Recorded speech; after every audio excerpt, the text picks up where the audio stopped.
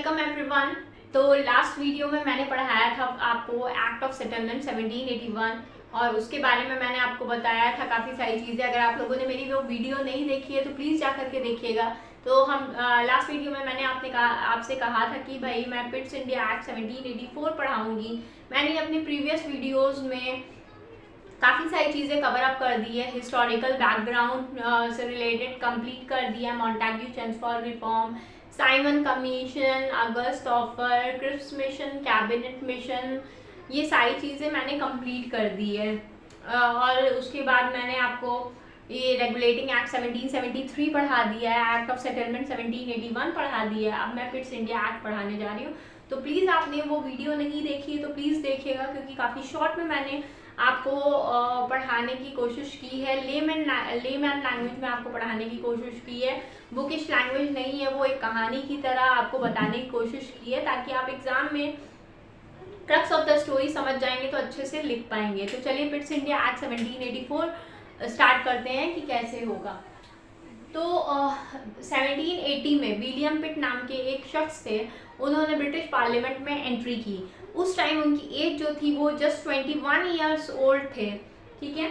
और 1783 में विलियम पिट जो थे वो मतलब कि सब यंगेस्ट प्राइम मिनिस्टर बन गए थे। 1780 में उन्होंने एंट्री की थी ब्रिटिश पार्लियामेंट में और 1783 में वो यंगेस्ट प्राइम मिनिस्टर बन गए थे, ठीक है।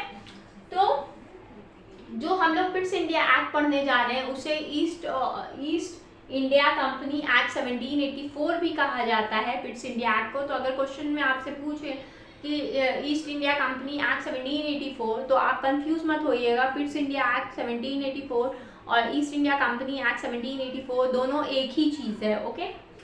तो क्या हुआ कि रेगुलेटिंग एक्ट जब 1773 आया था, आपने को ये पता ही होगा कि ईस्ट इंडिया कंपनी की माली हालत जब खराब हो गई थी और 1 लाख पाउंड का लोन जब उन्होंने खुद ही ब्रिटिश गवर्नमेंट से मांग लिया था, तो ब्रिटिश गवर्नमेंट ने सोचा कि मेरी इतनी अच्छी कंपनी है, उसको रिवाइव करने के लिए और या कहें कि उसके ऊपर कंट्रोल अपना ज़्यादा बढ़ाने के लिए रेगुलेटिंग एक्ट 1773 आया। उसके बाद एक्ट ऑफ सेटलमेंट 1781 आया और पिट्स इंडिया एक्ट 1784 भी आया, ठीक है। क्योंकि ब्रिटिश गवर्नमेंट ने ना स्टार्ट कर दिया था धीमे धीमे ईस्ट इंडिया कंपनी के ऊपर अपना कंट्रोलिंग पावर, मतलब कंट्रोल करना ईस्ट इंडिया कंपनी को स्टार्ट कर दिया था। तो इसमें उन लोगों ने क्या क्या चेंजेस किए ये पढ़ लेते हैं।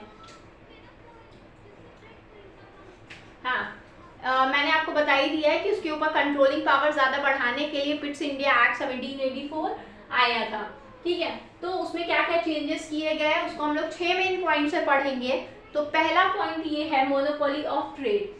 मोनोपोली आपको पता ही होगा कि ब्रिटिश गवर्नमेंट ने ईस्ट इंडिया कंपनी को मोनोपोली दी थी कि इंडिया और ईस्टर्न कंट्रीज में जितनी भी हैं, ईस्ट साइड में जितनी भी कंट्रीज हैं उसमें आप ट्रेड कर सकते हैं। तो वो मोनोपोली में ट्रेड की कोई भी चेंजेस नहीं हुए फिलहाल अभी तक, तो वो सेम है।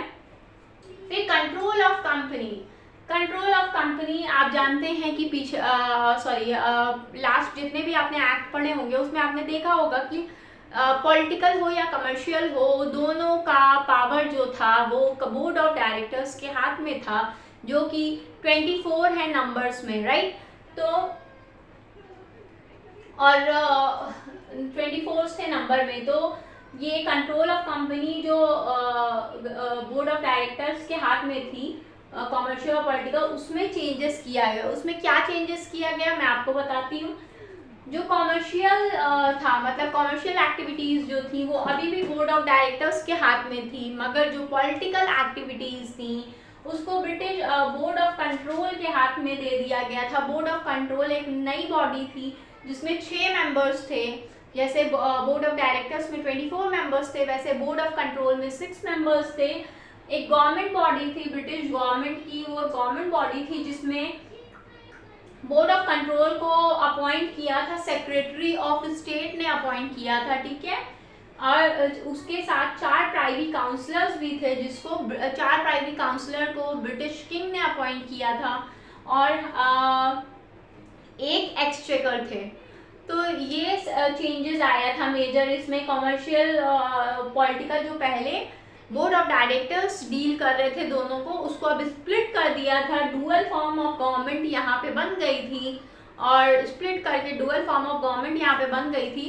और अब कॉमर्शियल चीज़ें बोर्ड ऑफ डायरेक्टर हैंडल करेंगे, और जो पॉलिटिकल चीज़ें थी उसे गवर्नमेंट बॉडी ब्रिटिश गवर्नमेंट की हैंडल करेगी, जिसमें 6 मेंबर्स थे, जिसमें से 4 प्राइवी काउंसलर थे। 4 प्राइवी काउंसलर को ब्रिटिश किंग ने अपॉइंट किया था, और एक एक्सचेकर थे। तो नेक्स्ट वीडियो या तो बनेगी या तो इसी में मैं पॉइंट ऐड कर दूंगी, क्योंकि ये काफ़ी छोटा सा बोर्ड है, तो मुझे राइट डाउन करने में प्रॉब्लम होती है। तो मैं राइट डाउन करके फिर आपसे नेक्स्ट वीडियो में मिलती हूँ। Okay, thank you so much.